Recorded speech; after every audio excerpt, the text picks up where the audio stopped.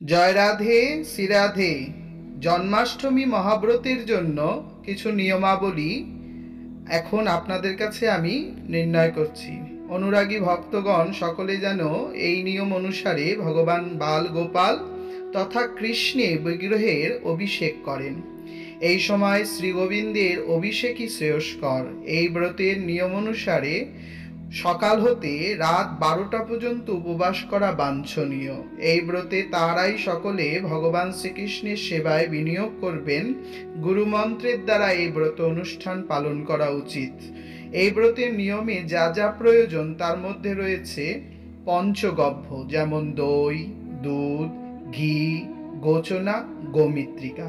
তার সঙ্গে সঙ্গে দরকার মধু, চিনি, ফলের রস, ডাব এবং গঙ্গার জল। সঙ্গে সঙ্গে প্রয়োজন 108 তুলসী, অতিরঞ্চিত অনেকগুলো তুলসী। সঙ্গে দরকার এক মুঠো দূর্বা এবং কাঁচা হলুদ। সঙ্গে সঙ্গে সরিষার তেল। এ সকল কিছু অল্প বিস্তর একত্রে রাখতে হবে। ভগবান শ্রীকৃষ্ণের জন্য বিভিন্ন পুষ্প এবং ফুলের মালারও প্রয়োজন আছে। সঙ্গে সঙ্গে ফলের মালাও দেওয়া যেতে পারে। ভগবান শ্রীকৃষ্ণ তথা গোপাল বিগ্রহকে একটি পিতলের গামলা বা তামার গামলায় রেখে অভিষেক করা প্রয়োজন। গামলাটি শুদ্ধ করে চন্দন ও তুলসী দিয়ে সুসজ্জিত করবেন। বাড়ির চারিদিকে বিভিন্ন রকম আনন্দের জন্মদিন উৎসব পালনের মতন করে বিভিন্ন সুন্দর সাজসজ্জায় সাজাবেন। ভক্তেরা যারা যারা ব্রত অনুষ্ঠান পালন করবেন তারা দিনে একবার জল বা অধিক কিছু আহার করবেন না। সঙ্গে সঙ্গে যারা রোগাস্তর তথা রোগী বা দেহে বিভিন্ন সমস্যা আছে তারা ওষুধ খাবার জন্য কিছু ফল আহার করতেই পারেন। ভগবান শ্রীকৃষ্ণের এই ব্রত অনুষ্ঠান সকলের মঙ্গল করেন। ভগবানের জন্য ভক্তের উচিত এই ব্রত বছরে একদিন নিষ্ঠা সহকারে পালন করা। ভগবান শ্রীকৃষ্ণের চরণে অভিষেকের পর ডাবের জল দিয়ে সহস্র ধারায় স্নান করানোর বিধি আছে। পঞ্চগব্যগুলো গলবার সময় নিশ্চিত আপনাকে গুরুবীজ মন্ত্র বা হরে কৃষ্ণ মহামন্ত্র জপ করা উচিত। প্রত্যেকটি তুলসী ভগবানের চরণে দেওয়ার জন্য কৃষ্ণায় নমঃ বা গুরুদেবের দেওয়া বীজ মন্ত্র জপ করে দেওয়া উচিত। সবাই বলতেই পারেন এস সচন্দন তুলসী পত্রাঞ্জলি এত্রা অধিপতে কৃষ্ণচন্দ্রায় নমঃ। এভাবেও দেওয়া যেতে পারে বা হরে কৃষ্ণ মহামন্ত্র দিয়েও দেওয়া যেতে পারে। ভগবান শ্রীকৃষ্ণের অভিষেকের সময় বাদ্যঘণ্টা, শঙ্খের ধ্বনি, জয়ধ্বনি, উলুধ্বনির প্রয়োজন পড়বে। রাত 12টার সময় অভিষেক করা অবশ্যই উচিত। সন্ধ্যায় ভগবানকে জাগরণ করিয়ে মা যশোদা তার গৃহে আনবার প্রয়াস করেছিলেন। তাই ভক্তেরা রাত 12টা না হলে গৌড়ীয় বৈষ্ণবগণ অভিষেক করেন না।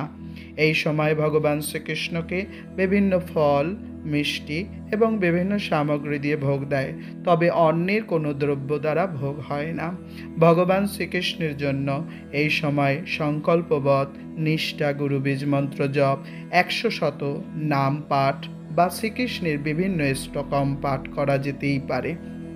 সঙ্গে সঙ্গে নিজ জনেদের নিয়ে নিজ গৃহে পুত্র পরিজনকে নিয়ে বিশেষ শুদ্ধতার সহিত বালগোপালের সামনে আরতি অনুষ্ঠানে সহযোগিতা করা উচিত। আপন গৃহে ভক্তদেরকে নিয়ে আহ্বান করে তাদের ভগবত প্রসাদ তথা ভগবত নামামৃত পান করানো উচিত বলে মনে হয়। শ্রী গুরুদেবের কৃপায় এই মন্ত্র অনুষ্ঠান তথা জন্মাষ্টমী ব্রতকে নিষ্ঠার সহিত পালন করা হয়। যারা যারা শুদ্ধভাবে ভগবান শ্রীকৃষ্ণকে এই দিন সন্তুষ্ট করেন তারা আনুমানিক কোটি জন্মের পাপ থেকে মুক্তি লাভ করেন। পরমেশ্বর ভগবান শ্রীকৃষ্ণ তাদের উপরে অত্যন্ত সন্তুষ্ট হন যারা এই ব্রত করে পরের দিন পারণ ব্রত করেন।